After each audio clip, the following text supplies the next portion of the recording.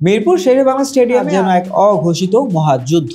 দুর্বার রাজশাহীর পেসার তাসকিন আহমেদ একাই লন্ডভন্ড করে দিলেন ঢাকা ক্যাপিটালসের ব্যাটিং লাইন আপ।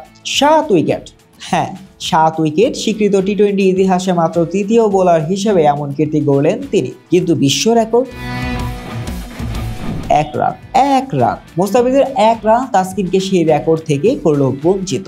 শেষ বলে মুস্তাফিজকে আউট করলে তাসকিন মালয়েশিয়ান সিরাজুল ইদ্রিসকে টপকে গড়ে ফেলতেন স্বীকৃত টি-20 সেরা বোলিং এর রেকর্ড। 2023 সালে চীনের বিপক্ষে সিরাজুলের 8 রানে 7 উইকেটের বিশ্ব রেকর্ড এখনো অটুট। অথচ তাসকিনের কাছে সেই মুহূর্ত ছিল ঠিক হাতের মুঠোয়। কিন্তু মুস্তাফিজের ব্যাট, সেই ব্যাটটাই যেন ব্যাট অফ জাস্টিস। শেষ বলটায় মুস্তাফিজ কোনো মতে ব্যাট ছুঁয়ে 1 রান নিয়ে তাসকিনকে রেকর্ডের মঞ্চে আটকে দিলেন।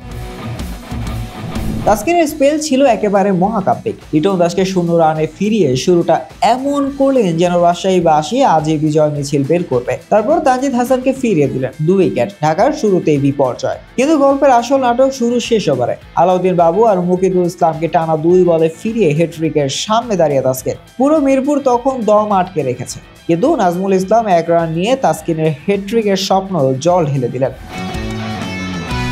শেষ বল, পুরো মাঠ তখন উত্তেজনায় কাঁপছে। মুস্তাফিজ স্ট্রাইকে আরেক পেসার যিনি তাসকিনের মতোই ধূসর দিনের আলোয় জ্বলে ওঠার অভিজ্ঞতা রাখেন। তাসকিন দৌড়ালেন, ইয়র্কার দিলেন, কিন্তু মুস্তাফিজ ব্যাট ছুঁয়ে 1 রান। পুরো মিরপুর হতবাক। তাসকিন তখন শূন্যে হাত ছুঁড়ে হতাশার নিঃশ্বাস ফেলছেন। এমন একটা সুযোগ জীবনে কয়বার আসে?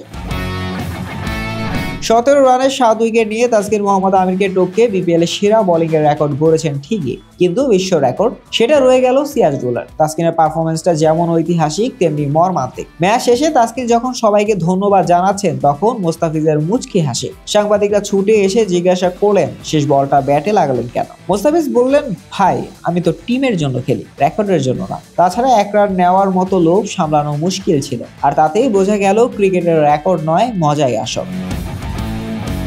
শাহরিয়ার আহমেদ জয়, ডেস্ক রিপোর্ট, আইকন স্পোর্টস।